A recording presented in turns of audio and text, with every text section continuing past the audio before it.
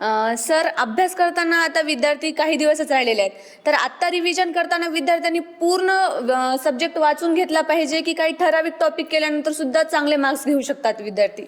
आता बघा, साधारणतः 2 वर्षापासून विद्यार्थी अभ्यास करतायत. 12वीच्या बाबतीमध्ये जर बोलायचं झालं तर जवळपास जानेवारी म्हणजे 1 वर्ष आधी, मागच्या जानेवारीपासून किंवा फेब्रुवारीपासून विद्यार्थी 12वीच्या अभ्यासाकडे वळतात.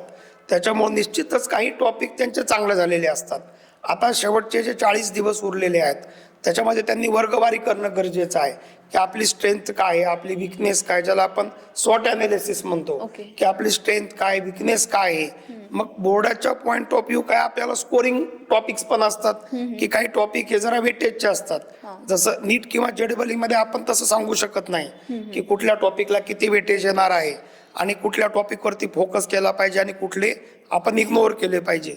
पण बोर्डाच्या बाबतीमध्ये निश्चित आपण काही टॉपिक सिलेक्टिव्ह घेऊ शकतो की ज्यांचं वेटेज थोडं बोर्डाच्या पॉईंट ऑफ व्ह्यू जास्ती आहे आणि मग त्या टॉपिकला थोडा जास्त फोकस करणे. जे टॉपिक कम्पॅरेटिव्हली सोपे आहेत किंवा जे आपले चांगले झालेले आहेत त्यांना थोडं रिव्हिजनमध्ये ठेवणे. अशा प्रकारे त्याची वर्गवारी करून विद्यार्थ्यांनी जर सिलेक्टिव्ह अभ्यास केला तर निश्चित त्यांचा परफॉर्मन्स हा वाढू शकतो. ओके.